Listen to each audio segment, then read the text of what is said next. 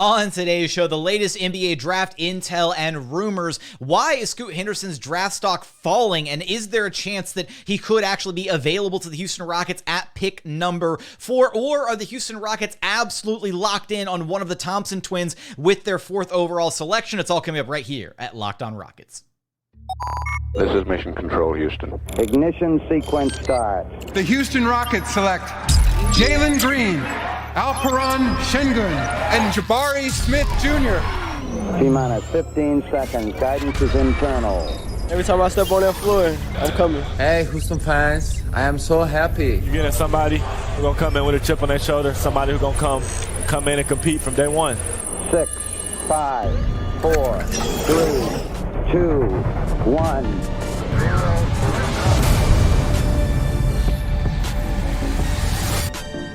What's up, and welcome to another edition of Locked On Rockets, your daily podcast home for everything Houston Rockets basketball. As always, I'm your host, Jackson Gatlin, native Houstonian and credentialed media member. I'm also the host of Locked On NBA Mondays. Be sure to follow along on Twitter at JT Gatlin. And the show, of course, at Locked On Rockets, free and available wherever you listen to your podcasts, including YouTube. Go to YouTube, search Locked On Rockets. Be sure to like, comment, and subscribe. For today's show, I want your prediction of how the top 5 picks are going to play out in this year's NBA draft. Drop it in the YouTube comments. Now, today's episode is brought to you by Prize Picks. First-time users can receive a 100% instant deposit match up to $100 with promo code LOCKEDON. That's prizepicks.com. Promo code LOCKEDON. And as always, thank you so much for making Locked On Rockets part of your day every single day, whether it's on the way to work, on your lunch break, in the gym. Thank you for making LOR part of your day every single day. Joining us now is the host of the Locked On NBA Big Board podcast, Rafael Barlowe, who you can track down wherever you listen to your podcasts, and on YouTube. Just search Locked On NBA Big Board, and you can track him down on Twitter at Barlowe500. Rafael, we are 10 days away from the NBA draft, that magical time of year. Let's kind of start with what you're kind of seeing and hearing in the lead up to the draft, and kind of your expectations for at least how this top part of the draft is likely going to shake out with some of the big names, right, coming after Victor Wembanyama.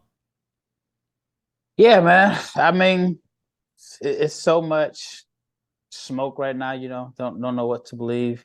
On one hand, you can say the draft starts at number 2 because we don't know what Charlotte is going to do.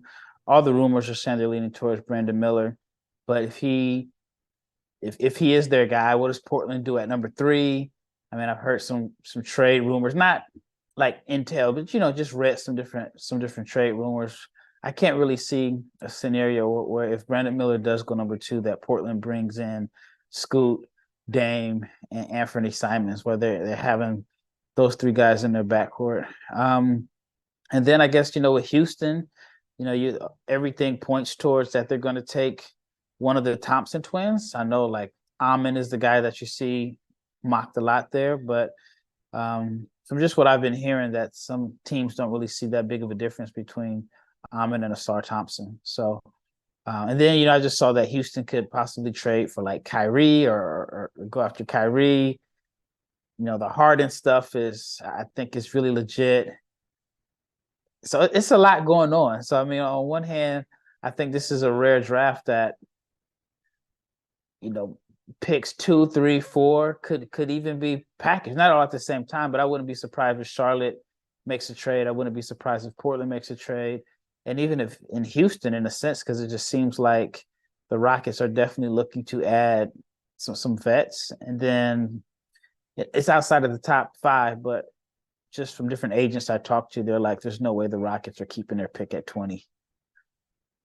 Yeah, that's kind of been my understanding too, is they definitely don't want to make another selection and have yet another young guy to bring in, develop, grow, all that with pick number 20. So I'm fully expecting that to get moved at some point. Now, whether it's moved as part of a larger deal, right, packaged with pick number 4, make a splash for a distressed asset, a star player, something like that. That part's kind of TBD. I just, when we get to draft night, though, I fully don't expect them to make that selection at 20. You talk about Portland, right, being kind of the wild card here with pick number 3. I mean, is it completely outside of the realm of possibility where, so many people have chalked it up to, oh, the Blazers are going to trade the pick. They're going to trade it. They're going to trade it, right? Mm-hmm. It requires there to be a good trade package on the table for them to trade the pick, and they might not ultimately find one. So if they're in the position of still having Damian Lillard and wanting to run it back, I mean, is it crazy to think that we see, Ausar Thompson or Cam Whitmore, a guy that's maybe a bit more equipped to play off of a Damian Lillard, get drafted at number 3 in this year's draft instead of, say, Scoot Henderson? Yeah, on one hand, I can see it. But then on the other hand, I'm like, man, could you imagine Scoot falling to like 4? If that's the case, I think Houston would be jumping for joy, because you can say this back-to-back years, they end up getting the guy that they probably really wanted and didn't have to have the number. I guess, you would. It's okay. I could say it for you. In back-to-back years, they fell ass backwards into one of the projected top picks of the draft in a lower spot, and that would be fantastic. Yeah, that was the perfect way to word it, because I didn't want to say they would take Scoot number 1 if they won the lottery. But yeah, I mean, I don't know, man. I think it's going to be a wild draft night, and I also wouldn't be shocked if some of the rumors that we're hearing about don't happen, and it's some other team that makes like this huge deal, whether it's like Minnesota or even Washington. I mean, I don't think I'd be caught up by surprise if Bradley Beal or Karl Anthony Towns are moved on draft night. I could easily, right? Those are guys that are constantly in those trade rumors. To me, the teams that I keep circling back to that I think are the trade up opportunities, right? The ones that could be in play for maybe pick number 3 and squeeze in there and, scoop up Scoot Henderson before he has a chance to fall to the Rockets at number 4. I keep looking at the Chicago Bulls and the Toronto Raptors as 2 teams that are primed with some pieces that could potentially be dealt to the Blazers, depending on if they really want to pony up, if they're really bought into the idea of a Scoot Henderson at number 3, or potentially, even Amin Thompson, because to me, Amin Thompson screams he's a Masai Ujiri guy, right? 6'7", good length, athleticism, all that. He's a guy that I feel like the Raptors would love to be able to bring in. But, Rafael, it feels like lately we haven't heard a lot of positive about Scoot Henderson. In fact, the other day, ESPN's Jonathan Givony said that many NBA executives have said that they were disappointed in what they saw from Henderson this season in multiple viewings, which is kind of likely causing him to fall to number 3 unless he absolutely blows the Hornets away in a private workout. But just where do you kind of see his draft stock right now? Like, is he plateauing? Is he dropping a little bit in the eyes of, scouts and executives? What are you seeing? I mean, yeah, I get where Gavoni's going. I didn't actually see the article, but I'm just surprised that it hasn't been talked about more. So think about it like this. If Brandon Miller or, the Thompson Twins or another college player decided to shut it down during the season, they would get totally criticized for it. But I think Scoot won so many people over at the beginning of the season in that showcase game against Wembanyama that, people were saying, oh, he's the guy that would be number 1 in any other year. And he had such, good capital in a sense amongst like draft Twitter that people overlooked the fact that he did shut it down in the second half of the year. And the team was bad, which, you don't expect the G League Ignite to be a really good team. But I think that he just kind of had the luxury of being able to shut it down, sit out games and miss games with injuries that nobody thought were really serious because he was protecting his draft stock. While if he does that in college basketball and you're watching, ESPN and they're like, oh, we had the big matchup between whatever and Scoot isn't playing. And it's like, oh, he's out with a nasal fracture injury or something like that. I think the whole narrative would be totally different. And I know, like, for me, and I'm not an NBA executive by any means, but I had it on my schedule that I was going to be able to catch Scoot play 5 times this year. And I saw 1 game in Vegas and like 5 minutes in the second game. Other than that, he missed games. So I do think that I say it like this. I think I can understand why some people may be concerned that he really took his foot off the gas in the second half of the season, as if he was really comfortable with where he was going, while, like the other guys may not have had the luxury. But then you look at Vic on the other hand, he's he played for the national team in the middle of the and he's still season. tearing it up. Yeah, so I think that's somewhat concerned that I just surprised that hasn't been brought up more. Coming up, what happens if Scoot Henderson and Thompson are both on the board for the Houston Rockets at number 4? We're going to get there in just one moment. But first, today's episode is brought to you by BetterHelp. This show is sponsored by BetterHelp because, look, it's so easy to get caught up in what everyone else needs from you and never take a moment to think about what you need from yourself, right? If you're spending all your time giving, it can leave you feeling stretched, super thin, completely burned out because you don't have any time to focus on your own needs. Therapy can give you the tools to find more balance in your life so you can keep supporting others without leaving yourself behind. If you're thinking of starting therapy, give BetterHelp a try. It's entirely online, designed to be convenient, flexible, and suited to your schedule. Just fill out a brief questionnaire to get matched with a licensed therapist and switch therapists at any time for no additional charge. Find more balance with BetterHelp. Visit betterhelp.com/LockedOnNBA today to get 10% off your very first month. That's BetterHelp, HELP.com/LockedOnNBA. And continuing on here at Locked On Rockets, your daily podcast, home for everything Houston Rockets basketball. Now, you said earlier you kind of envision one of the Thompson twins going to the Houston Rockets. And you even mentioned this the other day on your show, Locked On NBA Big Board, which you can track down, again, wherever you listen to your podcasts and on YouTube. Go subscribe. If you're a Rockets fan, you need to be listening to Locked On NBA Big Board and all the amazing work you guys do over there.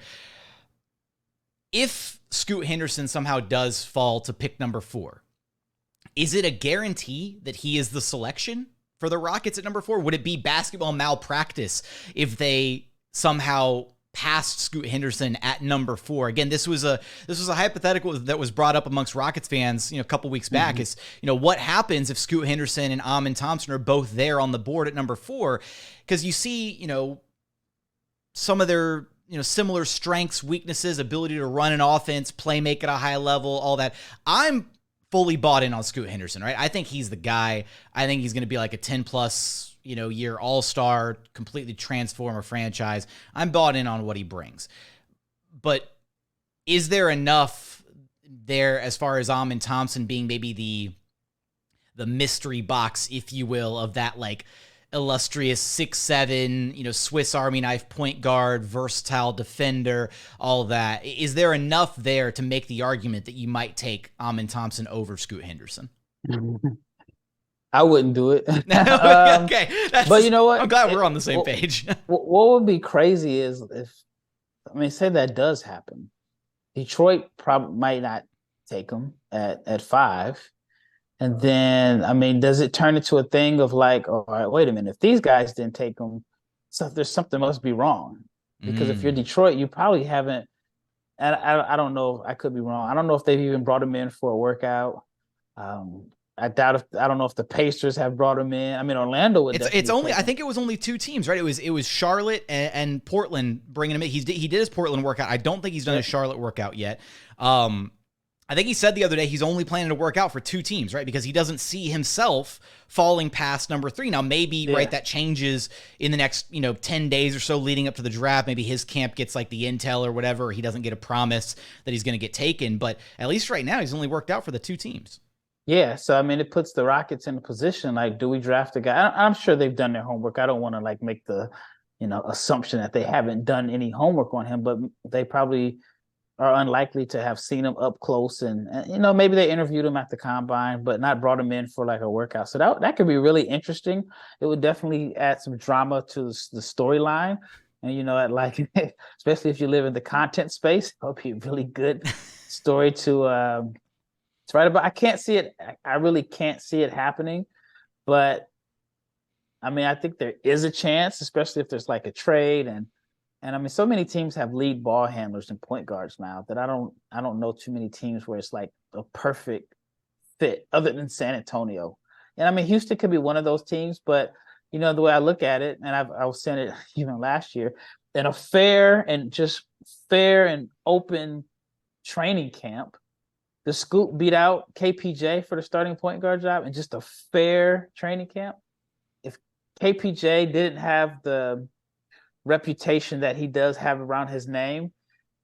And he was like this guy that people thought had like this crispy, clean, like, I don't know, character. We wouldn't be talking about moving KPJ. You know what I mean? So I wonder, like, just in a clear-cut training camp, is Scoot better than KPJ? I don't know. And I think right now there's certain elements of Scoot's game, right, where he's a more natural point guard, right? You see the feel for the game when you watch him play, the way he kind of orchestrates, gets guys in the right spots, the way that he reads the floor. It's something that he's been doing his whole life, whereas for KPJ, right, he's been kind of adjusting to and trying to grow into that role. And there's moments where you can see him like actively thinking about the game rather than like reacting and just playing the game that he knows how to play because he's overanalyzing or not really, again, not feeling what he's doing. He's overthinking stuff out there. Sometimes the talent is absolutely there.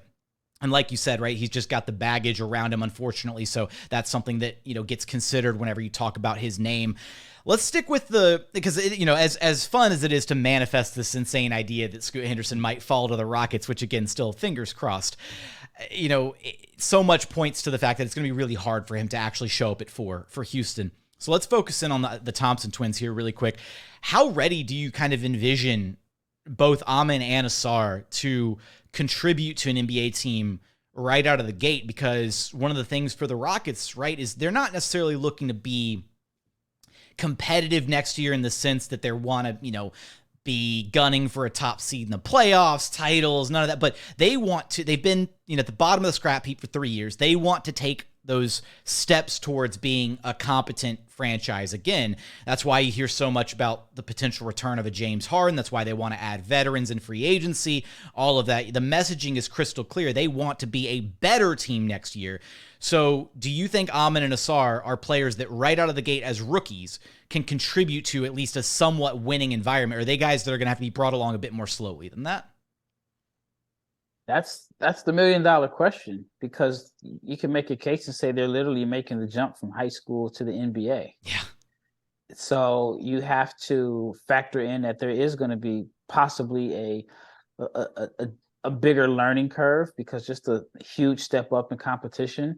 And then they also have some struggles with their outside shooting. And so can they really contribute to a team in the half court if they don't have the ball in their hands? So I think those are real concerns. But I mean, athletically, they're off the charts. You can make a case and say he's the best. He'd be the best athlete in the NBA next year. And I've talked about it before. An Ausar Thompson, Jalen Green backcourt, in my opinion, off the top of my head, would be like the most athletic backcourt like ever. You know what I mean? Like, so I mean, I do think defensively, they have the tools to be great. I mean, I think it's going to be a huge learning curve and just learning like concepts and so on. So it's almost like it would have been better for the Thompson twins to be selected by the Rockets in 2022 as opposed to 2023, because, after a 3-year stretch where it's like the worst stretch in franchise history, I think that the Rockets are looking for not necessarily significant change, but at least, I mean, if they can double their win total, I mean, I think that would be ideal. But I don't know. I mean, how many games did they win this year? Was it like 17 or something like that? No, it was 20, 21, 22, somewhere around there. Okay, I already forgot. Okay. I already blacked that part. Just get out of my memory. Like, I don't want to remember that. Blocked it out. Okay. Well, doubling that would be. I mean, that would be great. But I mean, that would be insane. Yeah, I don't know if like. I think 10 to 15 extra wins would be a comfortable margin for them next season. Yes. So, yeah, it's just going to be interesting, because I do think, like I said, they have a bigger learning curve, and they do have like, a glaring weakness, a real big glaring weakness, but they make up for it with the athleticism and the passing. When you kind of getting into some of your draft philosophy, when you're analyzing a prospect and trying to see, how they fit, all that, how much stock do you really put into the idea of, oh, this guy's an uber athlete, right? Like, talking about Amin Thompson potentially being the most athletic guy in the NBA next year. How important is that as far as translating and actually becoming a good NBA player when you weigh other things like their skills or the environment they played in, all that kind of stuff?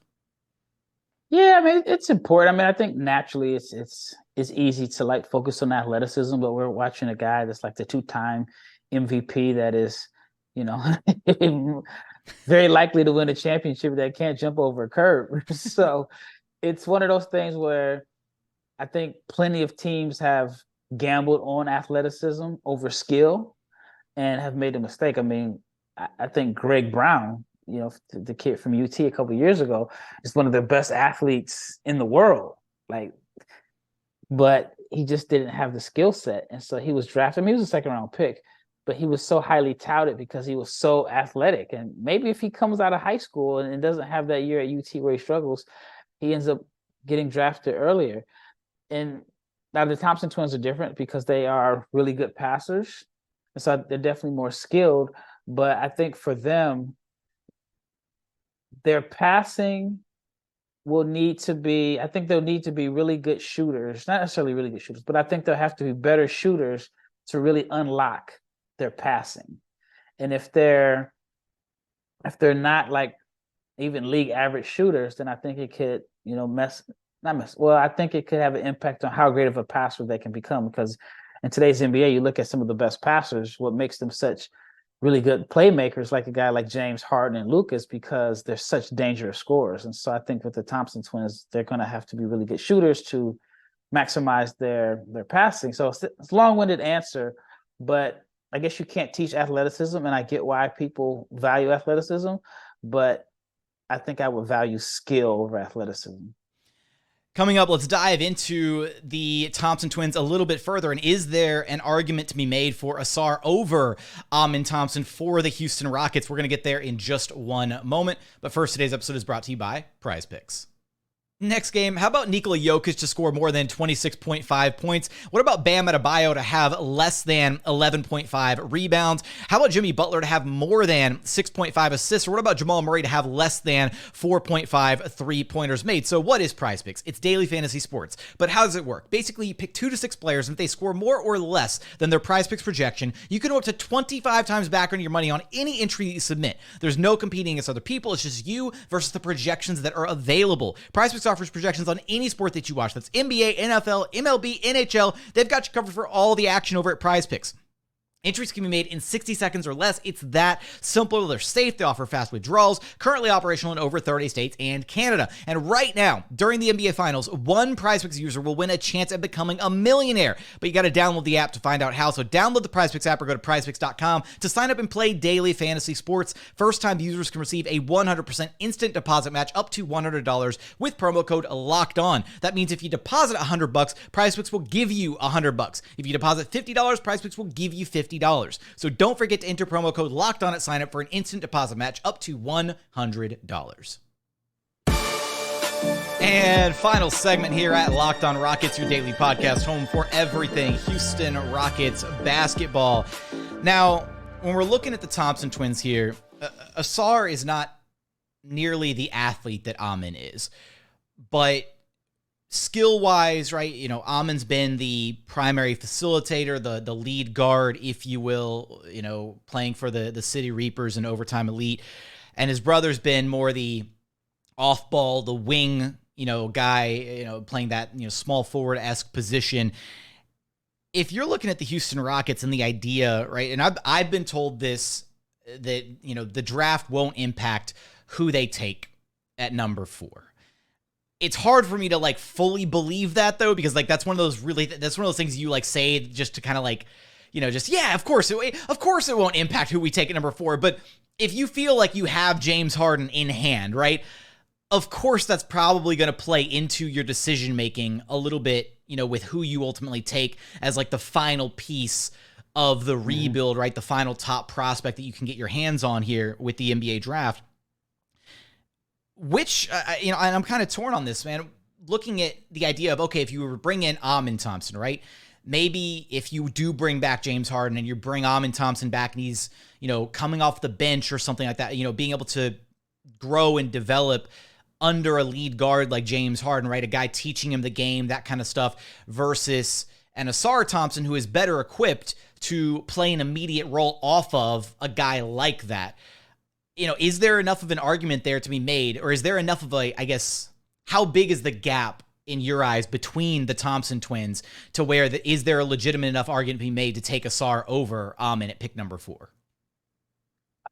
I mean, honestly, I don't think there's that much difference between them. And I don't think Ausar fits better than Amin. I mean, because he's like a 29% shooter as opposed to 28% shooter.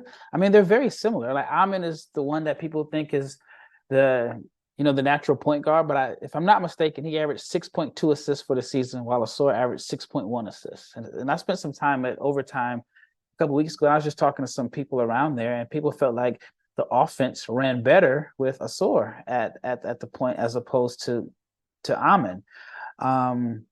And they felt like Amin is a better cutter, which, naturally you would think is the other way around.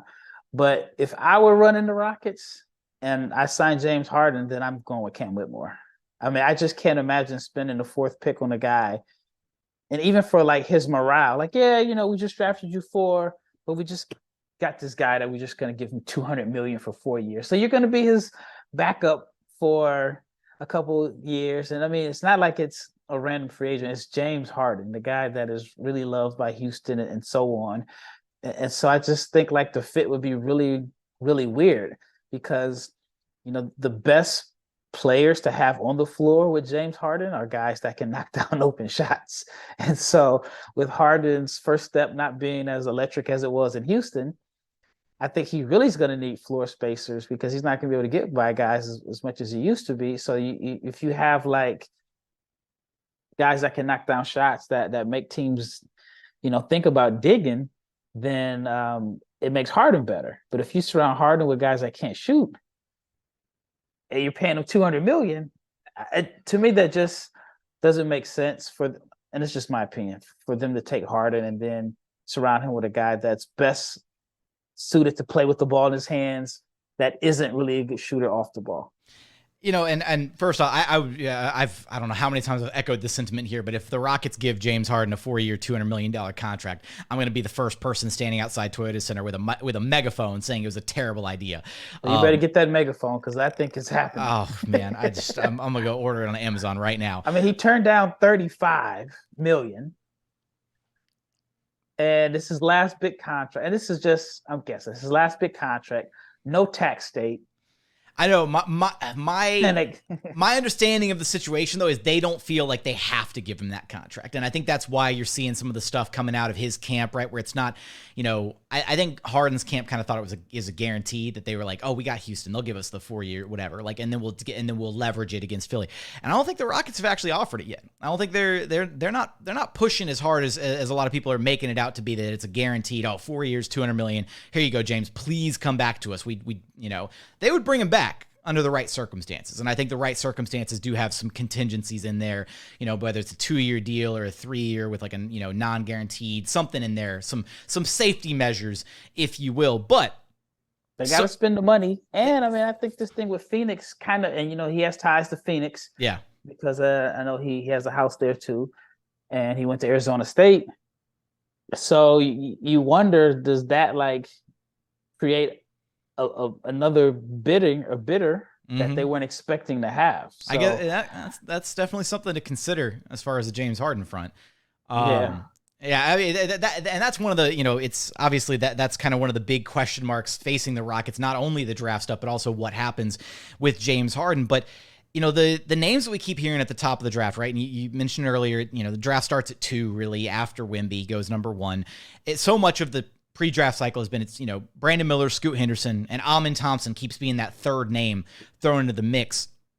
You just said you kind of view Amin and Ausar as, more or less on the same level or the same player. I mean, how much of, is there a distinct gap between, because again, it's those 3 names that you keep seeing people talk about, right? Scoot, Miller, and Amin. How much of a gap, if there is one, between those 3 guys and like some of the next names on the list, right? Whether it's Ausar, Cam Whitmore, who's a guy that I'm incredibly excited about, and I've been really high on him. And again, if the Rockets had landed at 5 or 6 with their pick, I would have been excited about drafting Cam Whitmore for sure. But is there a case for some of these other guys to maybe make the jump into what has been that consensus top 3, going picks 2, 3, and 4? Yeah, I mean, I think Cam Whitmore should definitely be in the mix for the Rockets at 4. And even Ausar, I mean, Ausar is the guy that people think is the lesser of the two twins, but he's the guy that's the two-time MVP of Overtime Elite. He's the guy that some people think is a better defender. He's the one that people think is a better shooter, not by much. And he still averaged, 6.1 assists compared to 6.2 for Amen. So I don't think the gap is that big. I just think that, if Amen is a 1 percentile, I mean, there's only he's in the top 1% athlete or 99%, what I'm trying to say. Yeah. Then his brother is 4. The gap is just a small gap in athleticism. I mean, both are going to be, in my opinion, top 10 athletes in the NBA. So I don't think the gap is that big. And I don't think that, and we're starting to see a little chatter about it now that, it's clear cut that Amen is the favorite to go over his brother. So again, one is the 2-time MVP of the league and the other wasn't. So to me, that's just I feel like it's kind of follow the leader. Like the first group of people that put Amen ahead of his brother, I think everybody else just kind of followed.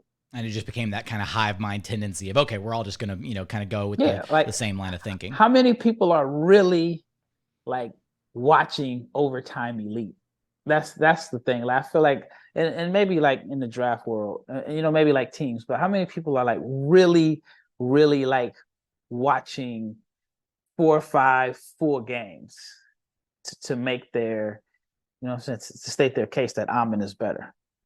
That's my question. That's a good point. And now, if you're sitting, so we'll wrap things up here. We'll put you in the driver's seat. Oh yeah, I like this. Scoot Henderson and Brandon Miller are off the board. Yeah, those guys are gone. Doesn't matter who takes who at 2 and 3. Somebody trades up or Portland trades it, whatever. Those guys are off the board. Obviously, Wemby's gone. You're Rafael Stone. You're sitting in Houston's war room. Number 4 comes up. You got your 5 minutes on the clock. Who are you taking with the 4th pick and why? It all depends on, do I know if James is coming? James Harden is not coming back to Houston. Who are you taking with the 4th pick and why? James is not coming to Houston. I think I'm going to go against the grain here. I'm going to take Cam Whitmore, who's 2 years younger, who's a great athlete. And I'm going to, and I'm just going way against the grain here. And I'm telling Jalen Green, hey, if you want to be that next level guy in the NBA, I'm going to need you to be a better passer. And I'm putting the guys around you that can play a complementary role. So KPJ, you're staying, and we're going to have, and I'm trusting the new coaching staff, and we're just going to have the same guys, and we're going to have Cam Whitmore. We're going to have KPJ, Cam Whitmore, Jalen Green, Jabari, and Sengun. We're going to have shooting and athleticism. And I think I would just go against the grain. It's 2 year difference though. This is why it's just 2 year difference. Cam Whitmore is 18 years old. Yeah, he's a lot younger. And when Cam Whitmore is 20, he's going to be really good. He's going to be really good. And so I think that he has a more projectable role, and I think he's a good shooter. And I just have concerns about the Thompson Twins' touch. I mean, they're not saying 20 years old, but it's hard for me, even though they're freak athletes and can pass and all that, it's just really hard for me to just, to be really confident about a primary ball handler that struggles at the free throw line also. And so if teams are going under the screens, it's going to hurt my offense. So I'm going against the grain here. I respect it. I respect you going against the grain. I like the Cam Whitmore pick. Again, there's a part of me that's still holding out hope that Scoot Henderson winds up finding his way to the Houston Rockets at pick number 4. But Cam Whitmore being the dark horse guy to jump out at pick number 4 could be a possibility that we see happen on draft night. That would be it would definitely turn some heads, that's for sure. You know the drill, man. Let everybody know where they can track you down at, though, for all your excellent draft coverage. Yeah, thanks for having me on. It's always a good conversation. You can find me at NBABigBoard.com. That's the newsletter that I have mock drafts, big boards, and intel. Then I have the Locked On NBA Big Board podcast, which is 5 days a week. So if you like NBA draft content, you can find me at least 7 or 8 times out of a 7-day stretch. So I'm easy to find. And that's going to do it for another edition of Locked On Rockets. As always, thank you so much for checking out the show. If you haven't done so yet, please consider subscribing wherever you listen to your podcasts or on YouTube. Just go to YouTube, search Locked On Rockets. Be sure to like, comment, subscribe, all that good stuff. But as always, thank you so much for watching. Thank you so much for listening. And we look forward to having you back right here at Locked On Rockets, your daily podcast home for everything Houston Rockets basketball.